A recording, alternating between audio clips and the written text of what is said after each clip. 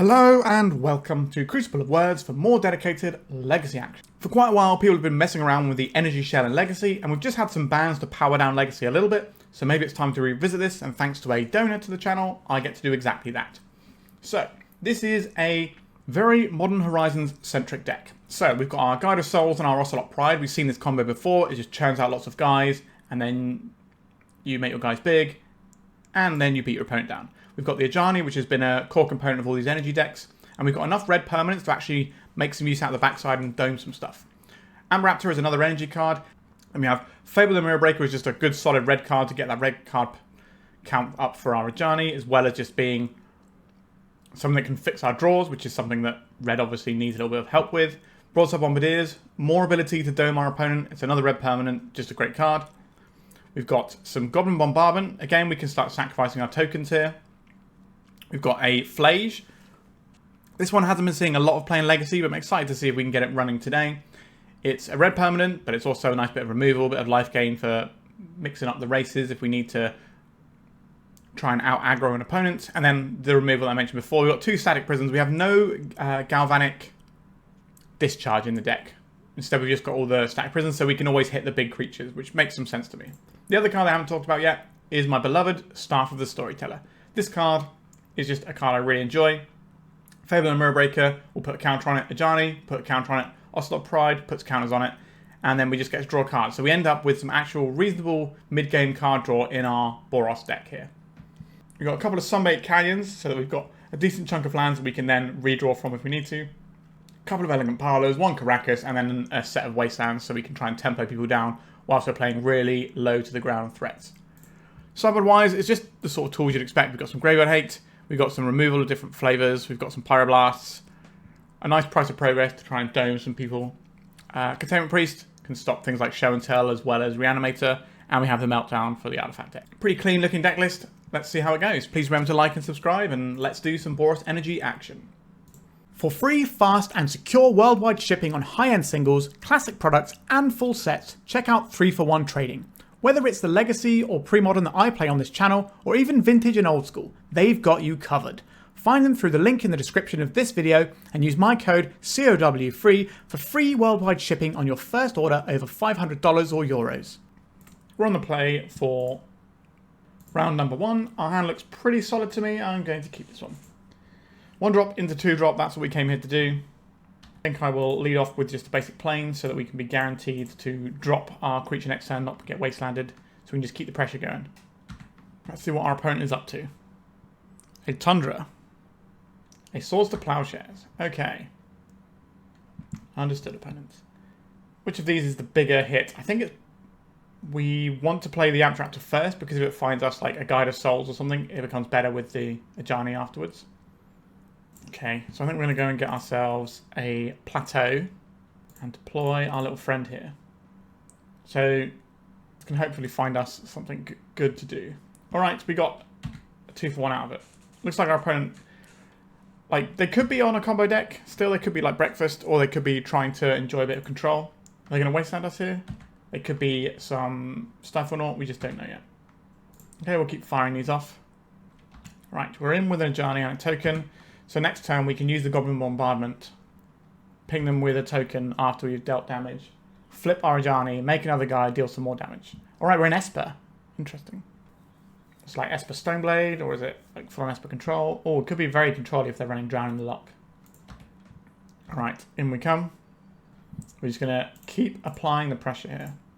Let's get this Ajani in round of potential days. I don't think our opponent is a days player, but judging by the construction of their deck so far.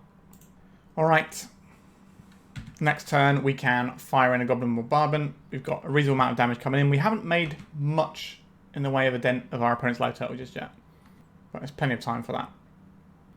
I'm not expecting a sweeper on 3 like a Toxic Deluge or anything. Alright, Ponder with their main removal colour. This is good news for us. I think if we can get to attack our opponent and play this Goblin Bombardment, then we're in a very strong position. Be nice to get some life gain going. So we do have a Phlage in our deck which can help with the life gain and start the churning of this. Obviously this can just deal damage itself and gain life. But it depends if our opponent has anything that they can commit to the board that deters any of our attack. I just played a land. Interesting. A Guide of Souls. I'm going to play out this Goblin Bombardment first. Once this is in, it really messes with what our opponent can do. Because all their removal spells become pings to their face, and they can't stop our Ajani from doing what it wants to do. Attack with all creatures. It's getting a decent chunk of damage here. So we're going to ping our opponent for 1 after combat, flip the Ajani. If they try and kill the Ajani now, we can just fire a Cat Warrior at them and flip it. We can fire both, so we can trigger it twice. Alright, we've got black mana. This is going to be an Orcish Bowmasters, I suspect. There it is. What would you like to ping down? We're targeting the Ajani here. Intriguing.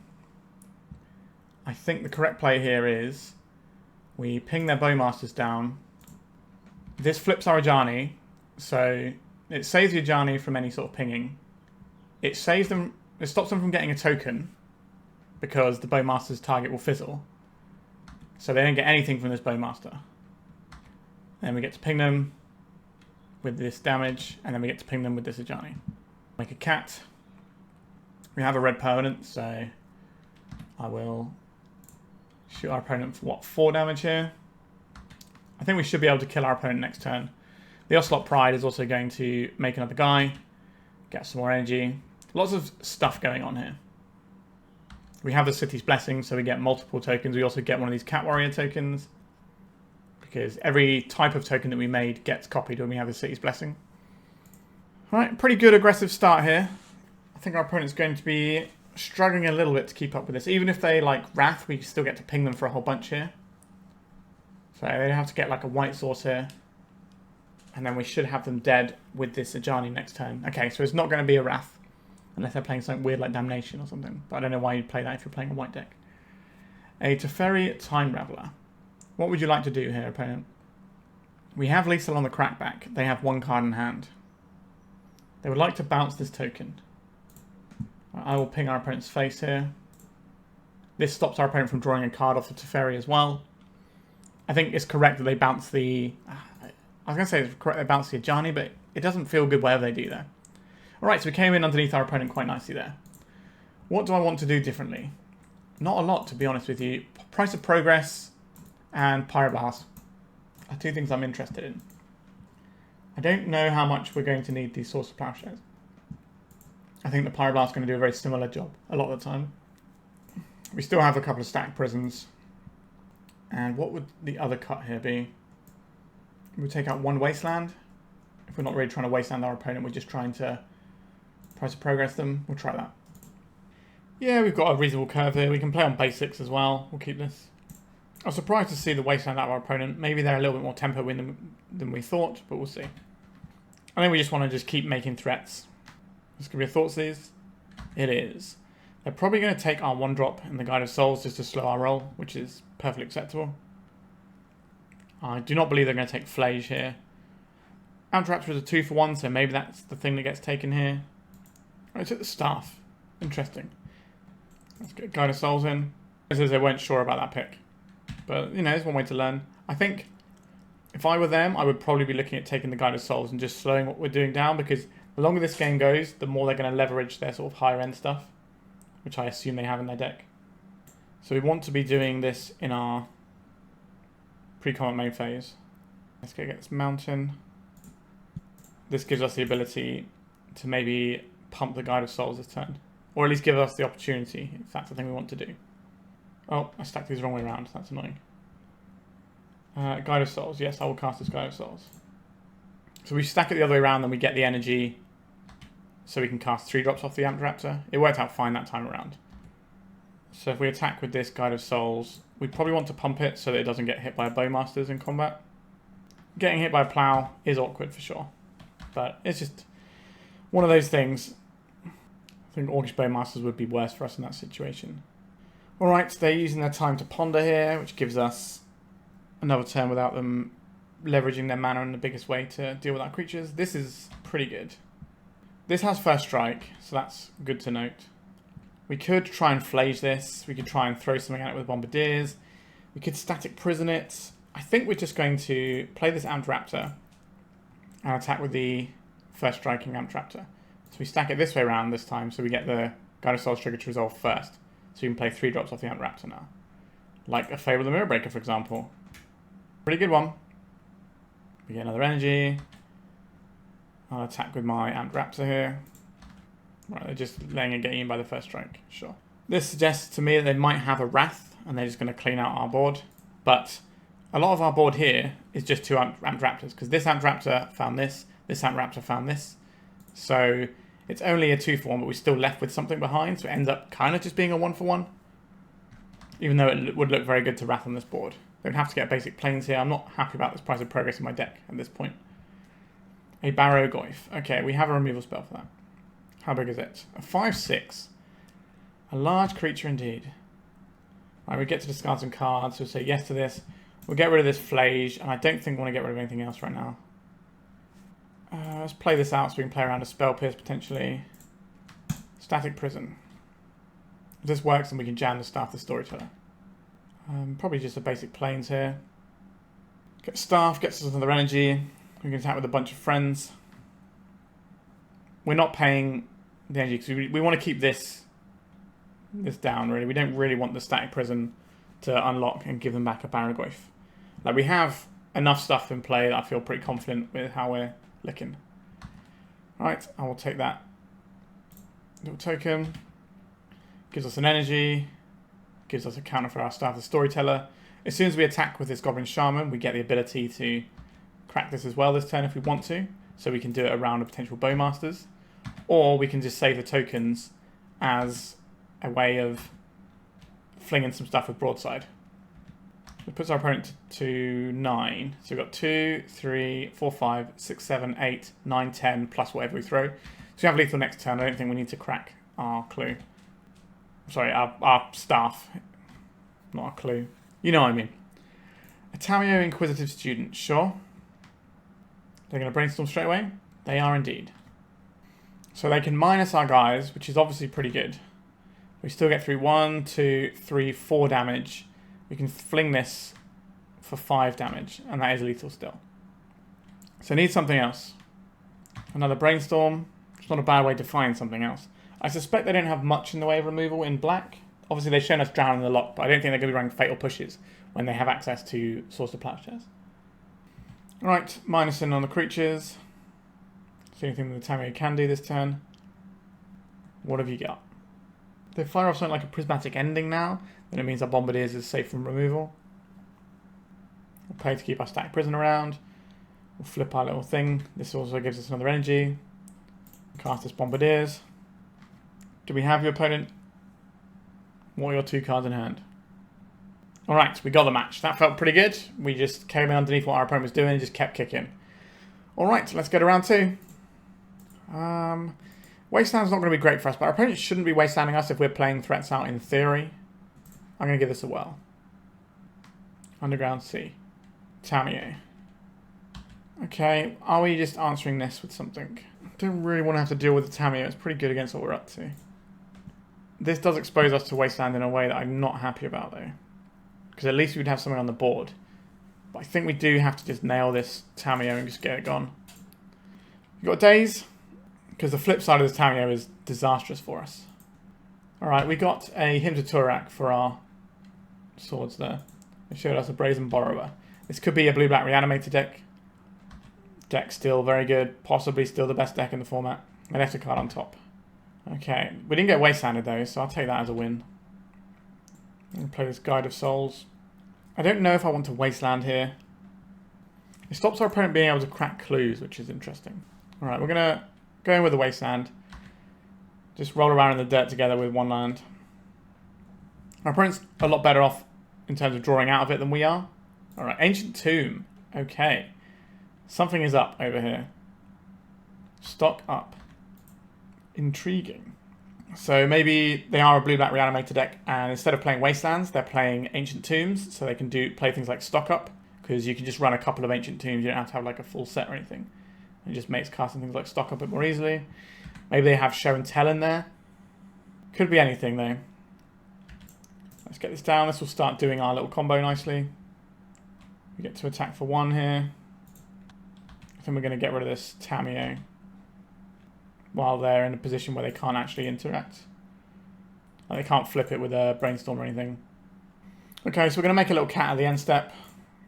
Which gains us an energy. So we can keep this static prison going for quite a while. The one ring. Yeah, that's pretty good. So gaining life is going to be a little bit difficult this turn. We need to play a creature in order to do that. That's certainly a creature, isn't it? Is this going to resolve though? We don't have the ability to play around days. We just need to get a creature in play here. 1, 2, 3, 4, 5, 6, 7. We're just shy. There's no point attacking here. Unless we want to start putting counters on something, but I don't think that's what I want to do. We just get our cat, get our energy. We can stack prison out this one ring next turn. A fatal push. Pretty good. Interestingly, not messing around with the Ajani. One ring and Tamiyo is a pretty interesting combo. Makes it very easy to flip the Tamiyo. Another Ancient Tomb. Hopefully we can... Sorry, another turn of activating Ancient Tomb is something we can hopefully pressurize. Alright, so they did have a fatal push for the Ajani. That's why they did it. That makes sense. Those are probably the two that I would try and nail in that situation as well. Another stock up. Okay. So we got 1, 2, 3, 4, 5 damage, 6, 7, 8, 9, 10 if we fling the Ocelot Pride. So we have lethal if we draw a land and our opponent has nothing. I'll pay for this. Alright, Amped Raptor. Let's see what you find us. Broadside Bombardiers. I would very much like to cast this. Attack with everything, and that's the game. Still don't 100% know what our opponent's doing. Stock up one ring, just some really good ability to win the mid to late game. I don't know. I don't know what our opponent's doing. I think we probably just want some Pyroblasts. I guess we did see a lot of stuff that makes the price of progress interesting. Are we just doing this again? Plow. I guess we can take the plow out. The price of progress kind of does a similar job. What was the other card we took out last time? I think it was one of the Wastelands, wasn't it? Let's try that. I don't really know what our opponent's doing. I don't want to board in a bunch of reanimated stuff. Our opponent's just like playing for the long game anyway. One drop, but we get 2 draw steps to hit mana. We, in theory, need 3 draw steps to guarantee mana statistically. Obviously, it's not a guarantee, if you know what I mean. This hand slats pretty hard, though. Am I going to keep a 1-lander? Well, I'm going to believe. We have 1 drops we can draw as well, which are also fine. Play the Strand. We're going to get a non-basic here. No, we're getting a basic. Why do people keep getting basics when I bought in my price of progress when they didn't show me very many before? What is this all about? Okay, we've drawn a land, so everything is fine now. Let's make a 1-mana 1/2. Underground Sea. We're going to see a removal spell on our Guide of Souls. A Brainstorm. That's 1 fewer Brainstorm to flip a Tamiyo later. There is a Tamiyo. It certainly showed us the order in which they drew these spells. I think I would rather get an Amped Raptor here. Just use our mana as efficiently as possible. So we put the Amped Raptor on the bottom, so the Guide of Souls resolves first. That way we can cast 3 drops from our deck. Like this one. Am I killing this Tamiyo? I think I am. So the Amped Raptor was basically just a 2-mana broadside. That's fine. A 2-mana broadside that also killed the Tamiyo. That's more than fine, isn't it? That's great. So what have we got for our next turn? We've got a lot of options. We can maybe get a flip to Ajani next turn, but obviously depends what our opponent's doing. A show and tell. I will deploy this Ajani, I guess. An Omniscience. How dead are we? I'm not sure this is going to be 1, 2, 3, 4, 5, 6. Yeah, we'll call that day there. Yeah, I'm not sure this is going to be a great matchup for us. Like, our hatred for this doesn't actually work because they're just going to play their Omniscience out. So, you know, sometimes you might be able to catch them with a Containment Priest if they're just putting in an Emrakul. And I guess we probably have to play to that, but it's not great. Do I just want... I kind of like the idea of the price progress, but they definitely showed that they don't care about it that much. Have these Containment Priests in and get a Wasteland back and just try and disrupt them that way now. We have a bit of a better idea what's going on. I don't think Containment Priest is good here, but I think it's acceptable. Okay. Guide into Staff is reasonable. Maybe we have to play out the Containment Priest just to stop them show telling in an Emrakul. Although they know Emrakul's not that great because we have the static prison, so they're very unlikely to do that unless they're desperate. And they're not desperate if we're just playing out like 2 mana 2/2s. Yeah, we took staff, that's what I would have taken. So get a mountain. Let's just deploy this right now. Okay, I don't think we're going to be quick enough to beat what our opponent's putting down. Our hand is quite slow. Maybe we could have mulliganed for a slightly more aggressive one. But the guide into staff is a pretty good line still. Obviously that got taken away from us. Fatal push. Okay. They don't even care about the Containment Priest, like I said they wouldn't. Okay, so that's a pretty useful card. Let's bash. This is a bit of a nombo actually, isn't it? Because our Fail the Mirror Breaker won't flip. It will just get exiled. That's pretty annoying. But I still think this is the correct play. It's the most powerful thing we can deploy to the board this turn. Alright, we're getting a Force of Will, pitching an Omniscience. Okay. That probably means they have like a secondary Omniscience, or they don't have any other blue cards in there, kind of spinning their wheels a lot. Need to find one of those Pyroblasts. Big Daddy Murktide Regent. That is an 8/8. That is a thing that we can answer with our static prisons. That is not a static prison. I think it's more important here to get Surveil land and try and get an answer to this than it is just to be efficient with our mana. So we're going to go an Elegant Parlor here. Our opponent's end step. I suspect we just get beaten down by this Murktide Regent. So it looks like our opponent, instead of playing blue-black Reanimator now, has just shifted into blue-black Show and Tell. And that's their response to the bans. Interesting. Let's go get that Elegant Parlor. Static Prison or Pyroblast. Either plays here. This can find us either of those with a little bit of extra source on top. So I think that's okay. What's the exact text on this? You may then cast that card. So it will be casted. Sure. So we do get this. It doesn't get exiled. This gets us 3 more life. We can then come back next turn. Attack here. And then next turn we can play the Phlage again, which puts us up to... It doesn't actually change the clock, does it? Although we have 6... No, we might have lethal damage next time, right? We have 6 damage coming in. 7, 8, 9. Yeah, we have lethal. If our opponent has nothing here. Oh no, they're going to have something. A Barrogoyf. Yeah, that's kind of an annoying one. We might still be able to beat this thanks to Goblin Bombardment. So we get this in. We don't get to do all this, we just cast a Phlage here. White, white, red, red. I saw a bunch of stuff. Puts our opponent to 6. So this should be lethal, right? We attack, we sack whatever they block to ping them for 1, then we can sack the rest of our board to ping them for the final points of damage. Now if they have anything else in their hand, then things get a little bit squiffy for us. But we found a line that works, I think. Okay, they're going to 5. So if any creature gets through, they lose. Okay, Undersea Sewers. Interesting. He's trying to grow their Barrogoyf. This is lethal without even having to sack our board. Alright, we navigated that one quite nicely, and we put a win on the board. 2-0 so far, let's go to round 3. This hand does not spark any joy within me. Well, the double Wasteland does, but let's mulligan this one. It's a 1-lander again, but we've kept 1-landers before. Keep this, so we're probably getting rid of a 3-drop. And I think it's probably the Phlage. We already have a piece of removal. Bombardiers is basically removal. I think we get rid of the Phlage for now. It's also the most difficult one of them to cast. Seat of the Synod. So this is like Blue Painter most likely, or it could be like Dual Combo or something along those lines. Elegant Parlor. I think we are just playing out a Guide of Souls here. And our opponent's not going to mess with our mana. None of these decks do that, so let's just go and get the Plateau and have good mana. And there's a Saga. That is a thing I would love to Wasteland. That is a creature I would love to kill. So drawing a Wasteland would be good. We just plow this, Wasteland this. That would be a nice turn cycle I could get behind. Okay, that isn't what happened.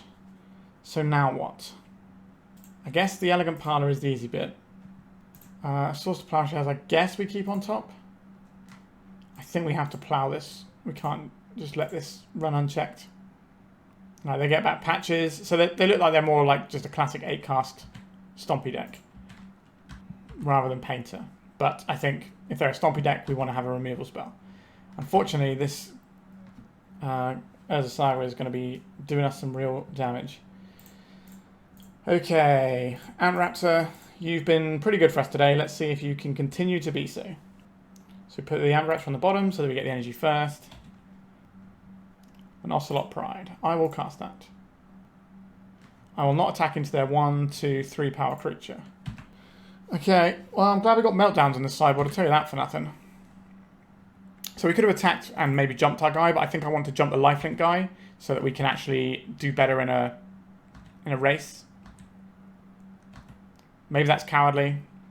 Like, we miss a little bit of damage this turn, but we get like an 8-point life swing every time we connect. I think that's better for us. Yep, our opponent's drawing some cards over there. Couple of baubles. That's a large creature, isn't it? Oh, it's large 7/7. I don't know if I block here. 1, 2, 3, 4, 5, 6. I don't want to block this turn. Maybe that's wrong. I want to try and get towards the City's Blessing if possible. Because once you get it, it doesn't go away. Okay, an Emery. That is a thing I would like to source to Plowshares. What is this? Memory Guardian. Okay, it's a 3/4 guy. Okay, so this turn cycle is looking like Guide of Souls, Source to Plowshares, attack with Ocelot Pride, give it additional power. Karakas, that's pretty good. What else works for us here? Well, we're definitely playing the Karakas. We could play the Bombardiers, attack, kill this, jump this. That seems pretty good, doesn't it? The other play is play both of these. 1, 2, 3, 4, 5, 6, 7, 8, 9. So we won't have the City's Blessing if we do that. So we could bounce this whilst playing the Guide of Souls and holding up Plow. I think that's probably better. That saves us from our opponent having something spooky coming in off of this saga. Alright, so we'll play this Guide of Souls out. Good attacks. Attack with this. Yes, I would very much like to have a flying cat. So we get, sorry, a 6-point life swing because only +2. So we get a bit of life back this turn. And we can bounce this Emery. And then we've got a Plow if we need it. This gets us a guy this turn. And next turn we have the City's Blessing if we can maintain a situation. We can also keep growing our cat, so we end up with more and more lifelink every turn. If our opponent goes for something like a Shadow Spear this turn, we can plow the thing that has the Shadow Spear on. I think they're just going to make another guy here. I'm okay taking 10, I think, because we've got the life gain coming in. Okay, so there's the Shadow Spear I mentioned. There's the City of Traitors. So when they pop this on a creature, then I will plow it. 6 life is a lot of life to give our opponent there. Oh, a Force of Will. Oh, okay, that's not great. So now this is cracking for 8 with Trample. Don't think I'm blocking that one. How do we win this game? I think we probably have to block with a cat. Just soak up a little bit of damage. Yikes. I think our opponent has us though. Like, they have drawn 12 more cards than us. Okay, 14 more cards than us. That is a lot to come back from. An Ajani. We don't have a good way of dealing with that, do we? So if we play out a Bombardiers, we attack. This cracks in for 5 this time. Got some chump blockers, but they're gaining more on each iteration. We kind of need this Ajani to do its thing. Alright, so let's play the Ajani. This gets us enough to double pump this Ocelot. So now we have a 7 power lifelinker, and we should have the City's Blessing if I can count. 1, 2, 3, 4, 5, 6, 7, 8, 9, 10. Yeah, we have the City's Blessing. It's right there. So now we get to make lots of stuff here, because we get to make our cat tokens. We're gaining a bunch of life from our Guide of Souls. And now we're kind of doing all right. We know they've got an Emery in hand that we can... Actually, no, they pitched the Emery to the... Yeah, they did pitch the Emery to the 4th, so that makes sense. Thoughtcast, sure.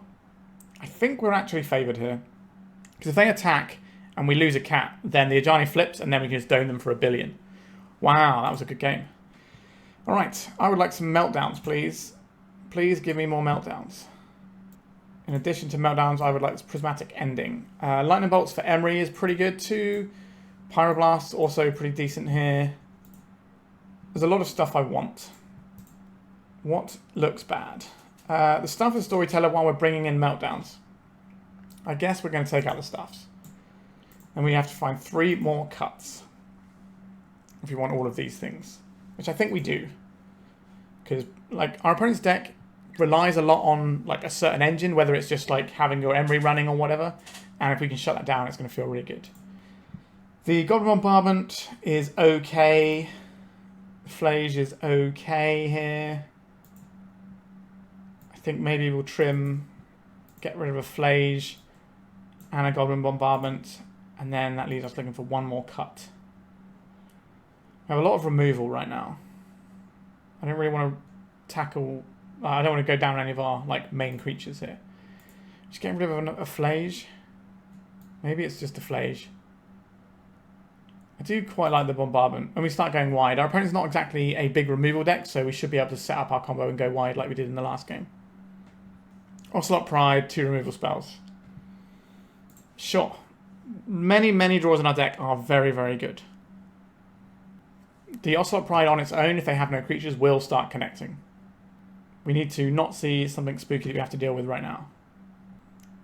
Patchwork Automaton. That is pretty spooky. This has got Ward 2, so we're not going to be killing that for a while.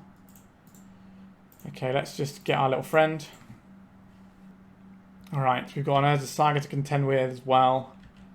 Patches is only a 1-1, so we can't attack into our first striker. Oh, they're going to dismember our little guy. Poor little cat. Why would you dismember a cat? That's not nice things to do. And Ajani. Like, I guess that's what we're doing because we can't really cast anything else because of the ward on this. This makes attacking really awkward for our opponent as well next turn because we can then turn it into Kitten Blossom or whatever you want to call it, where it just pumps out cats every turn.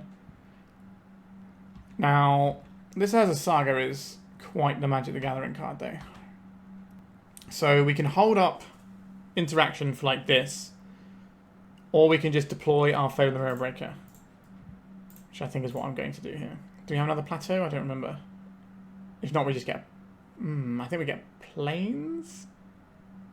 It's a tough call. Ultimately, I don't think it matters too much, but I think it's the Plains, even though we have a lot of red in our hand, though. Plains is like our main card that we're trying to leverage here, though. Alright, I'm going to get the Plains. So we can leave back this cat, and that stops them from attacking with anything, because the cat dying gives us the Ajani, and the Ajani is kind of a thing that can go over the top of what our opponent's doing, especially now we have a red permanent. God, 5/5, it's so big. It is real big. Now we can plow it. Comes at somewhat of a cost, but we'll eventually get through that life when we start popping off. We're going to see Shadow Spear, we're going to see Lava Spur Boots. We're going to see the Shadow Spear. So they're going to try and just trample over what we're doing.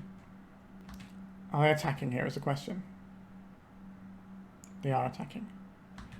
I will block, and I will get a little Ajani friend.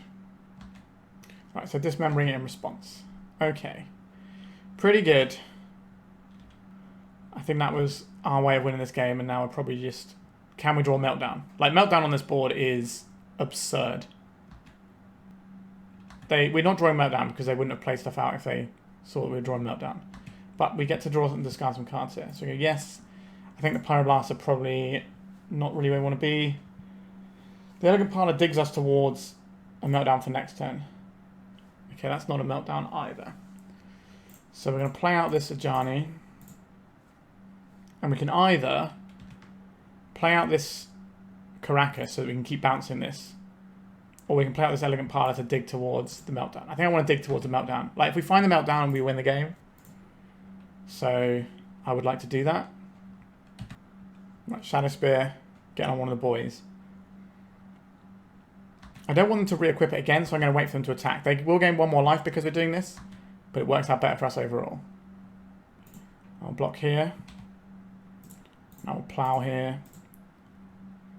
And then we get Ajani flipping. We just need to draw a Meltdown. If we draw a Meltdown, it's game over. They lose all their permanents. Yeah, so they would have just equipped this if we killed the guy in response. So it's worth giving them an extra 1 life. A Broadside Bombardiers, you say? I can afford to play this Sunbaked Canyon and crack it before playing this Bombardiers. Which is what I'm going to do. Because like I said, if we find the Meltdown, it's game over. Not a Meltdown, but a pretty good card nonetheless. Alright. Let's get this. I will make a cat. I will ping our opponent's face for a bit.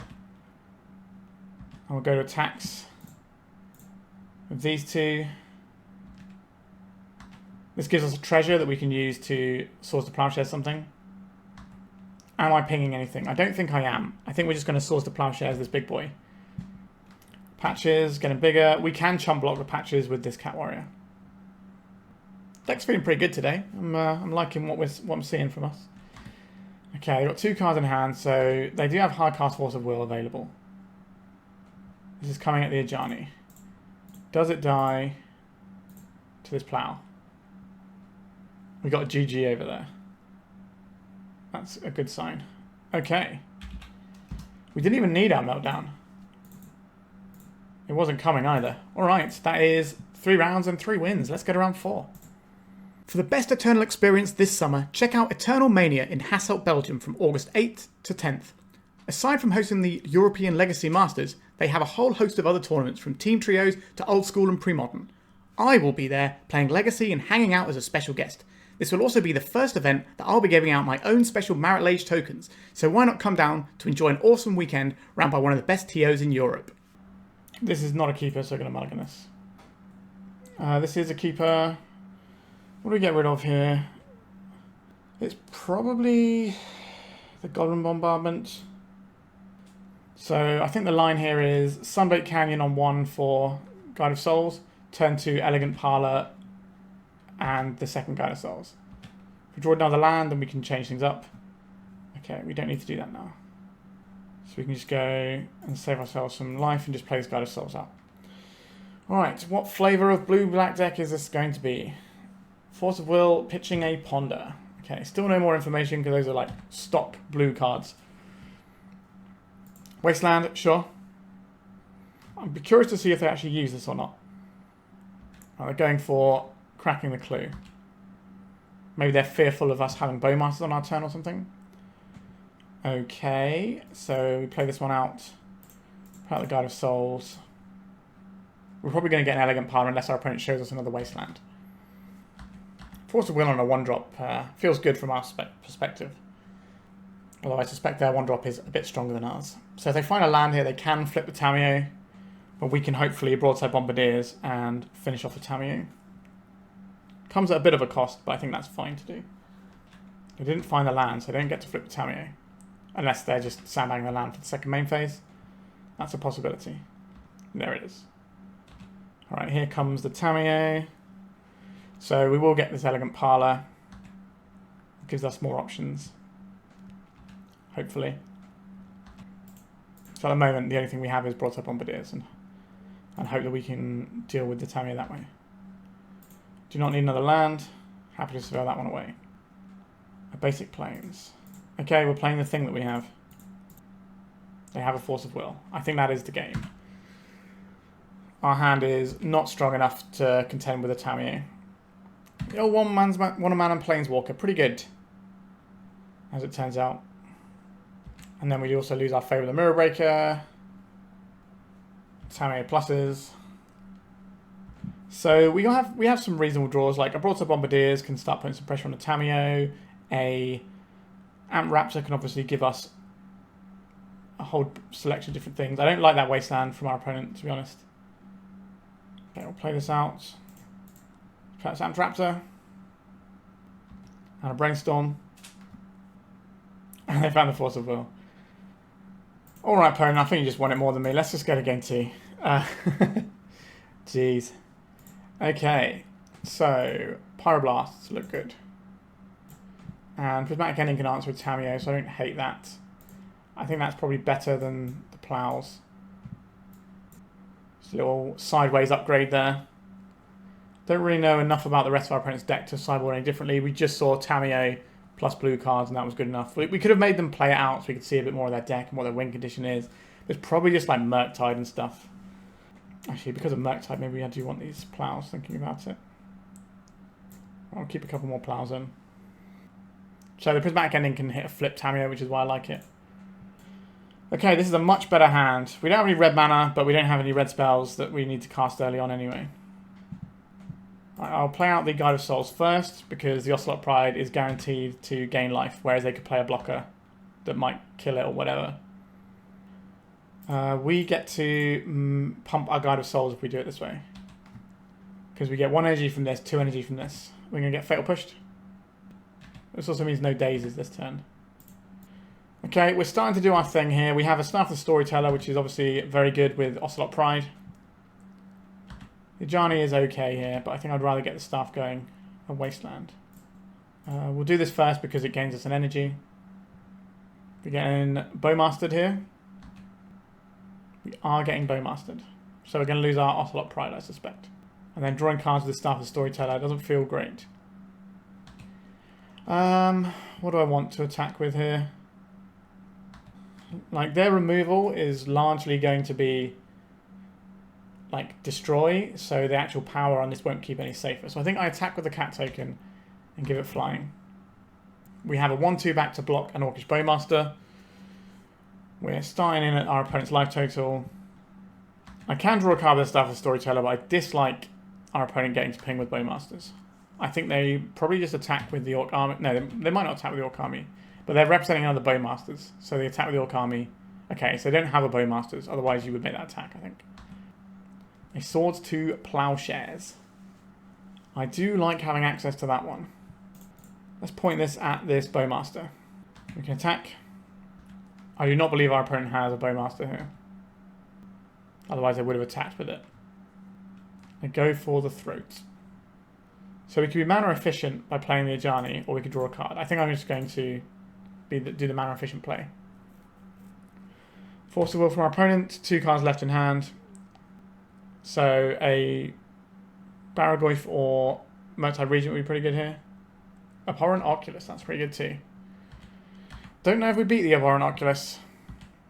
It's large and very much in charge. Okay, let's draw cards so we can find a plow. A Karakas, it's not the one, is it? Okay, Ajani. You gotta be pretty darn good here.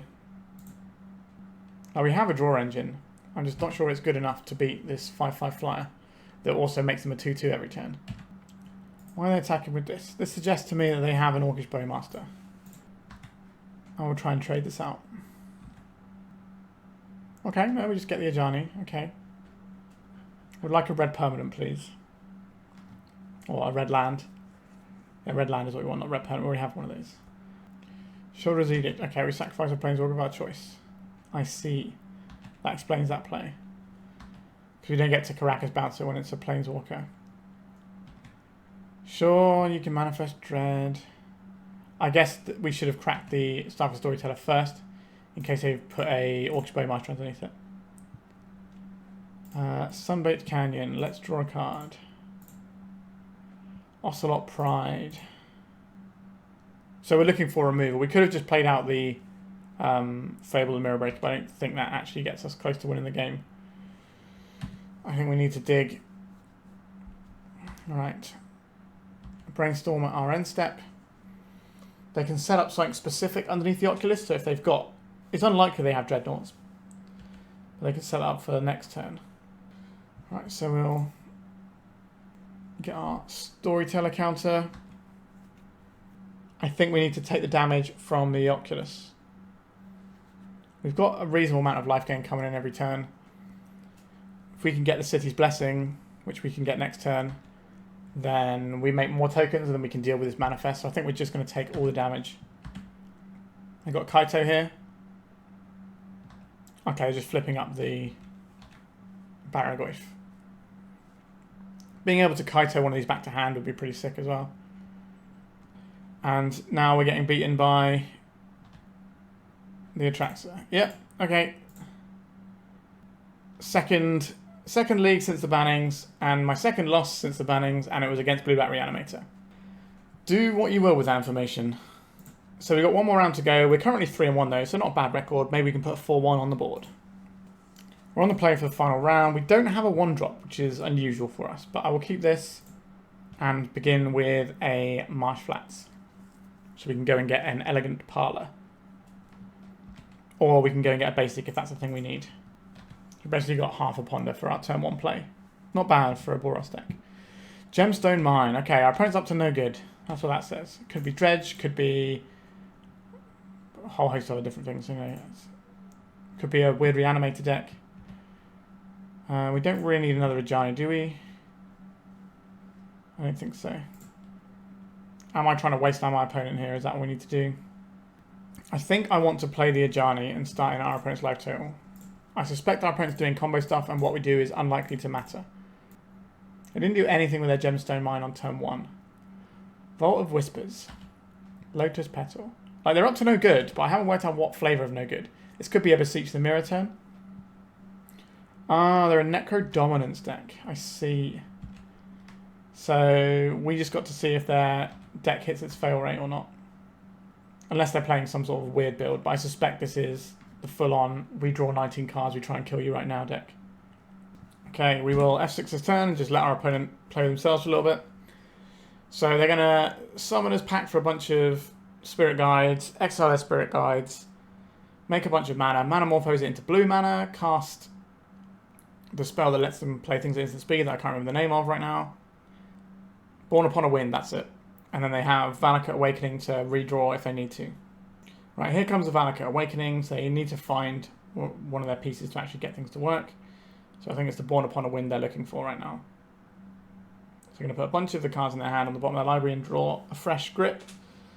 Hoping to hit it. Now, they do have a fail rate. They could hit it, but we have to sit there and watch them hit it. They would have been able to do this even if we wastelanded them on turn 1 because they've got this 1 mana left over from the Lotus Petal. They've cast their Born Upon a Wind. So all they need now is a Tendrils of Agony to point at our face. They're drawing cards of the Manamorphose. Maybe they don't have it. Because they already have Lethal Storm. They should just be killing us right now. Cabal Ritual. A Wild Cantor. Summoner's Pact. Do they not have it? Or are they trying to kill us with a Grape Shot? Beseech the Mirror. Okay, so this finds them with Tendrils. They point at our face and we die. Well, they're duressing us first. They want the information. And then they're going to point the Tendrils at us. That'll do. I do not believe we have any hope to win this game. Not ideal. So, what do we want? Pyroblasts? Maybe counter a Born Upon a Wind. Burn spells to give them less life to try and combo with. Like, this is just an unwinnable matchup. I just don't think we have any hope here. We'll get rid of these things that cost more mana, I guess. I guess I have a couple of Bombardiers back in. Take out the Bombardments, I suppose. But yeah, we just don't win this game. I suspect it's somewhere in the region of 90% in our opponent's favour. Like, maybe we cheese them with a Wasteland or they mulligan to Oblivion. But, like, if our decks are both operating at, you know... if their deck is operating at, like, 60% or above of regular efficiency, then they win. They have to have a really bad hand and some bad draws to not beat us. Okay. What does our hand do? It loses to a turn 1. And we have no follow-up. If they play out mana, maybe we get to hit it with a Prismatic. Okay, we have a Wasteland. Maybe that is enough to do something here. We're really clutching at straws here. Alright, let's get a kitty cat down. Like, our opponent's deck does lose to an awful lot of things, but they kept a 7-card hand. So they should be beating us here. Are you going on turn 1? Manamorphose. So this turns their red mana from Spirit Guide into black mana. And then they're going back into red-black again. So this is another Manamorphose. So maybe they don't have anything. I don't think this particular Necro deck is actually very good. Like, it could do some pretty explosive things. It's certainly not a problem in the format. Like, there are much better turn 1 combo decks, like Ocelot spells. Right, Summoner's Pact. Our opponent is going. Alright, so we just sit back and see if they fail. But if we were playing like a green deck, we'd still have access to things like Force of Vigor, which can blow them out. If we had something like Deafening Silence on our sideboard, it'd really help out in this sort of matchup. So it feels like we're getting Beseech the Mirrored. Sure. For the Necro, you carry on, opponent. Let's see if your 19 cards are good enough. Alright, we're going through the same old rigmarole yet again. Dark Rituals here. They know we're F6'd, so they'll probably just... Okay, they've cast a Born Upon a Wind. It should be rudimentary for them to win here. But there is a chance that the Tendrils is just in the slightly wrong spot. Now, they can obviously Beseech the Mirror as well to go and find it, so it's very unlikely they miss on it. But we have to sit here and hope. Okay, Manamorphose. Maybe they don't have it. Beseech the Mirror, that's going to be me conceding, because they can go and get the Tendrils and kill us with it. Alright, so a 3-2 in the end. We sort of faltered at the back end of the league after a good start. Deck felt fine though, let's talk about it. So, we lost to 2 combo decks. At the beginning of the league, I said that we would lose 2 combo decks. So, there we go. I didn't know they were Reanimator. They kind of kept that quiet, and then they blew us out with the Reanimation line at the end. So, that is something to consider. Like, maybe we could have won that one versus the Blue-Black Reanimator deck if we'd have known what they were doing. But they kind of just look like a tempo deck to me, which is, again, part of the problem with the Blue-Black Reanimator deck, which hasn't been solved by the bannings. If anything, it's gotten harder to tell that they're a Reanimator deck now, because you just don't know until they kill you with it. Because they're not psyching a troll to give you that little, there's a heads up. But yeah, the deck felt pretty good. I think you could play some Deafening Silence to help with like the final matchup we had today. But the deck generally felt pretty sweet today. This is probably the best I've seen Amped Raptor do. Like, if you cast Guide of Souls into Amped Raptor, we can cast whatever we flip, which is really cool. But yeah, deck felt solid. I would have liked to have done some more with stuff as Storyteller. We didn't really get into that many grindy games where this was really going to show its worth. But I think it is pretty solid, and it does have a lot of synergy with what we're doing, and it's a card that I adore a great deal. Yeah, not really much to say about this one. Deck seems fine. I would tinker with the sideboard a little bit, get some like Deafening Silences or something in there. But otherwise, deck felt pretty solid. Alright, thank you so much for watching. Please remember to like and subscribe, and goodbye. If you'd like to support me in the channel, please check out my Patreon. It has a free guide to budget turbo depths, as well as 3 tiers of support. A low-cost one that enters you into my monthly raffle for a free donation deck on the channel, a mid-tier subscription that gives you access to my detailed turbo depths guide that is updated every month, as well as regular articles, and lastly, the higher tier gives you all of the above, as well as a monthly donation deck for my channel. If you're interested in supporting the channel this way, please check out the link in the description.